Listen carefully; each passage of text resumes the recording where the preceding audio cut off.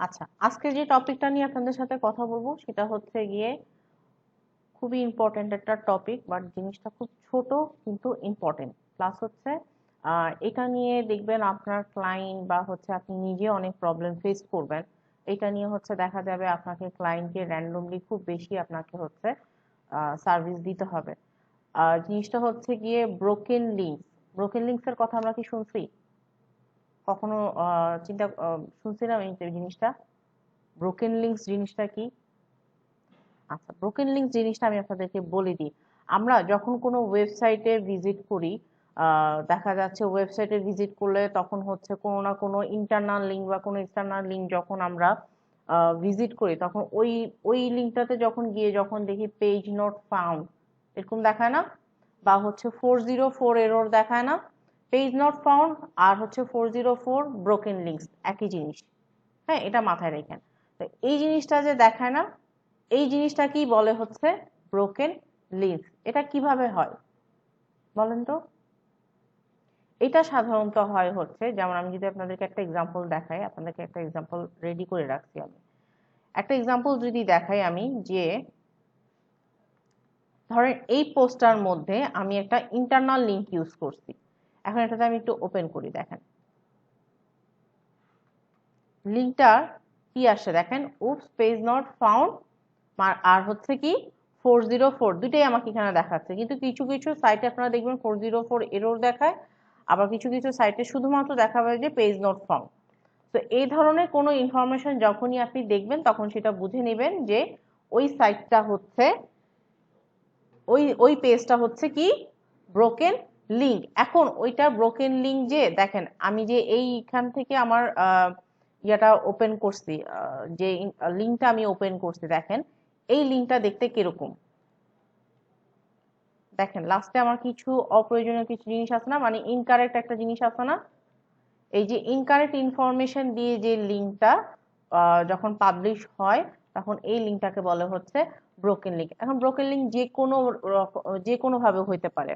ধরেন আপনি link post করতে গেছেন, আপনার দেখা গেছে হচ্ছে ভুলক্রমে কোনো একটা স্পেস পড়ে গেছে, বা হচ্ছে ভুলক্রমে কোনো একটা হাইফেন পড়ে গেছে, বা হচ্ছে এই যে দেখেন এক্সট্রা কিছু লিখা আপনি অ্যাড করে দিয়েছেন লাস্টে, তাই না? তখনই হয় কি আপনার লিঙ্কটা ইনকারেক্ট হয়ে যায়। এই ইনকারেক্ট লিঙ্কটার জন্য যখন পেজ আপনি জেনারেট করতেছেন, রিডাইরেক্ট করতেছেন, তখন হচ্ছে গিয়ে আপনাকে প্রপার লোকেশনে আপনাকে নিচ্ছে না, তাই না? তখন হচ্ছে কি বলতে, গুগল কি বলতেছে যে এই পেজটা নট ফাউন্ড। এই জন্য হচ্ছে গিয়ে ব্রোকেন লিঙ্কসটা সাধারণত হয়ে থাকে। বুঝতে পারছি? এটা ইন্টারনাল লিঙ্কের ক্ষেত্রেও হতে পারে এবং কি এক্সটার্নাল লিঙ্কের ক্ষেত্রেও হতে পারে। বুঝতে পারছি? তো এই জিনিসটা হচ্ছে আপনাদের মাথায় রাখতে হবে। এখন আমার এই জিনিসটাকে আমি সলভ করব কিভাবে, 1 নাম্বার। 2 নাম্বার হচ্ছে এই জিনিসটা আমি চেক করব কিভাবে যে আমার সাইটে কোনো রকম ব্রোকেন লিঙ্কস আছে কিনা। এই জিনিসটা আমি চেক করে বের করব কিভাবে, এটা আমার মেইন ইস্যু না। আমি তো এমনি সাইট দেখে বলে দিতে পারবো না, পারবো? সম্ভব না বলে দেওয়া। তো এটা বের করার জন্য অ্যাশরেফসেরই একটা টুল আছে। আহ অ্যাশরেফসেরই একটা ব্রোকেন লিঙ্ক চেকের একটা টুল আছে। ওকে, কি হয়েছে?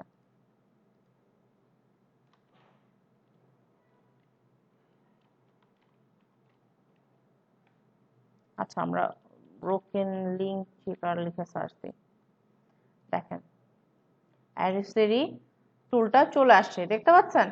তো এখানে আপনার ওয়েবসাইটের লিঙ্কটা বা আপনার ক্লায়েন্টের ওয়েবসাইটের লিঙ্কটাকে কপি করে পোস্ট করবেন, চেক ব্রোকেন লিঙ্ক দিবেন। আচ্ছা, এখন এই মুহূর্তে আমার কোনো ব্রোকেন লিঙ্ক শো করতেছে না। আচ্ছা যাই হোক, আমি দেখি এই পেজটা দিয়ে চেক করি। সরি, এইটা হচ্ছে আমার কন্টেন্ট পেজ। দেখি এই পেজে আমার কোনো ব্রোকেন লিঙ্কস আছে কিনা। আচ্ছা, এটা আমার ব্রোকেন লিঙ্ক শো করতেছে না। 1 নাম্বার একটাই শুধু রিজন হচ্ছে কি, আমরা এই যে সাইটটা ক্রিয়েট করছি না, এটা কিন্তু আমার একটা ফ্রি সাইট, তাই না? এটা কিন্তু আমার একটা ফ্রি সাইট, যেহেতু এটা আমার গুগলে পাবলিশ হয় নাই, তো সেই ক্ষেত্রে কিন্তু ও আমাকে কোনো ইনফরমেশন বলে দিতে পারবে না। ধরেন আমি যদি এই সাইটটা চেক করি, এটা পাই কিনা দেখি। আচ্ছা, ওনারও কোনো ব্রোকেন লিঙ্ক নাই।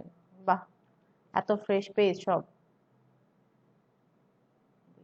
রিফ্রেশ দিলাম। আচ্ছা, ওনারও কোনো ব্রোকেন লিঙ্কস নাই। আচ্ছা, এছাড়া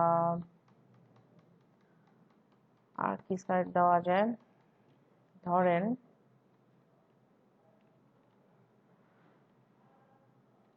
আমরা যদি এই ইনস্টিটিউটেরটা দেখি,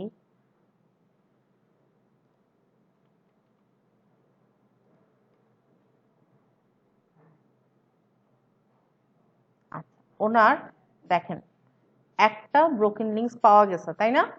একটা ব্রোকেন লিঙ্কস এর মধ্যে এটা হচ্ছে কি বলেন তো? এইটা হচ্ছে গিয়ে তার এক্সটার্নাল লিঙ্কটা। আর কন্টেন্ট কোনটা দেখেন, এটা না? আমি আর পেজ কোনটা ওনার? এইটা, তাই না?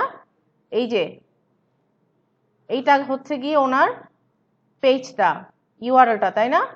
আর এটা হচ্ছে গিয়ে তার এক্সটার্নাল লিঙ্কটা। আর যে কন্টেন্টটাতে করা হয়েছে এইটা হচ্ছে গিয়ে ওনার কন্টেন্টটার উপরে করা হয়েছে, কি বলে, এক্সটার্নাল লিঙ্ক করা হয়েছে। দেখি আমরা এটা খুঁজে বের করি কোনটা। সিসিএনপি ট্রেনিং, ওকে, আমরা খুঁজে বের করি কোথায় সেটা।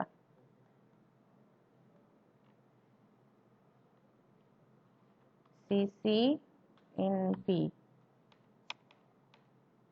ও সরি, আমি যাব হচ্ছে আমার সাইটের ইউআরএলটাতে, এটা ক্লোজ করে দিই।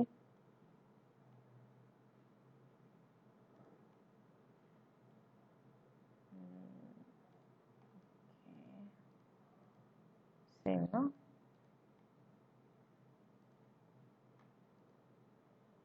আচ্ছা, এটাকে সে হচ্ছে ব্যাকলিঙ্ক করছে, দেখেন এই সাইটটাতে ব্যাকলিঙ্ক করছে, কিন্তু ব্যাকলিঙ্কটা যে করছে সেখানে তার যে লিঙ্কটা পোস্ট করছে সেটা ঠিক মতো করেনি, পোস্ট করেনি।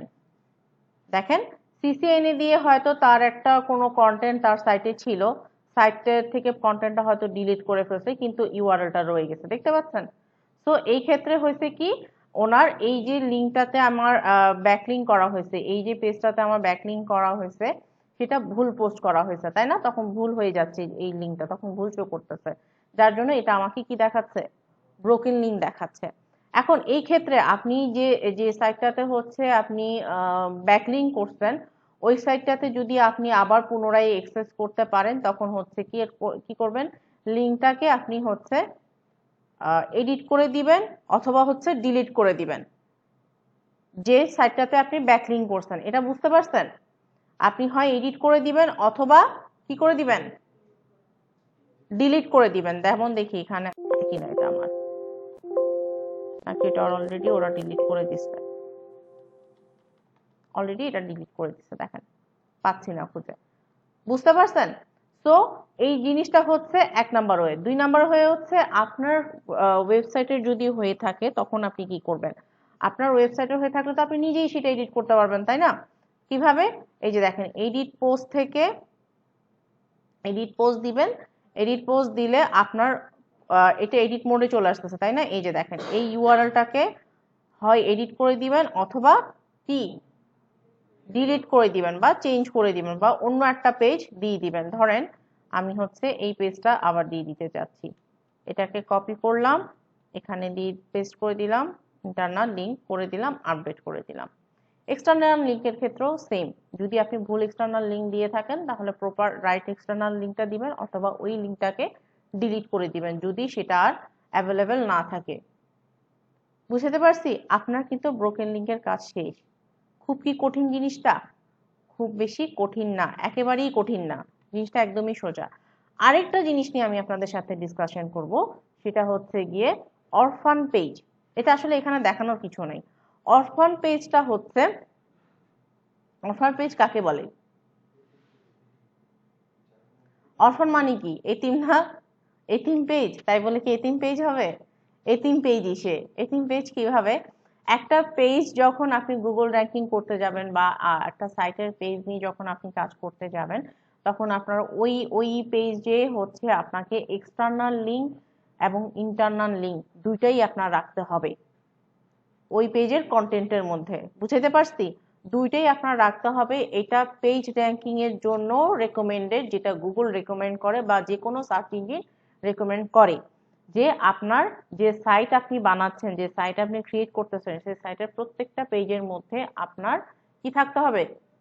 ইন্টারনাল লিঙ্ক এবং এক্সটার্নাল লিঙ্ক দুইটাই থাকতে হবে, তাই না? নাহলে সেই সাইটটা আপনার র্যাঙ্কিং এ আসতে একটু প্রবলেম করবে। প্রবলেম কি? একদমই দেখা যাবে একটা র্যাঙ্কিং এ আসবে না। কারণ হচ্ছে সাইট র্যাঙ্কিং এ আসে একটা লিঙ্কে ধরে আরেকটা লিঙ্ক র্যাঙ্কিং এ আসে, তাই না? তো এই জিনিসটা যখন একটা পেজে থাকে না বা একটা সাইটে যখন থাকে না, তখন ওই পেজটাকে বা ওই সাইটটাকে বলে হচ্ছে অরফান পেজ। বুঝতে পারছি? এটা আমরা যে কোনো পেজ দেখে বলে দিতে পারবো না। ধরেন আমি যদি আমার ক্লায়েন্টের এই পেজটাতে যাই, এখানে কি কোনো ইন্টারনাল লিঙ্কিং আছে ওনারই কন্টেন্টের মধ্যে? আছে? দেখেন তো। তাহলে এটাকে কি আপনি অ্যাজ এ অরফান পেজ জাজ করতে পারতেছেন না? এটা চেক করার কিছু নাই, জাস্ট হচ্ছে ক্লায়েন্ট আপনাকে যে পেজ ধরে কাজ করতে দিবে, সেই পেজটাকে জাস্ট হচ্ছে আপনি কি করবেন? অডিট করে দিবেন।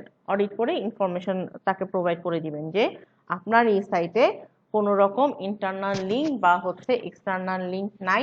তার মানে হচ্ছে আপনার এই সাইটের অরফান পেজ, আপনার এই সাইটের এই পেজটা একটা অরফান পেজ। এটাকে ইন্টারনাল লিঙ্ক বা হচ্ছে এক্সটার্নাল লিঙ্ক অ্যাড করে দেন।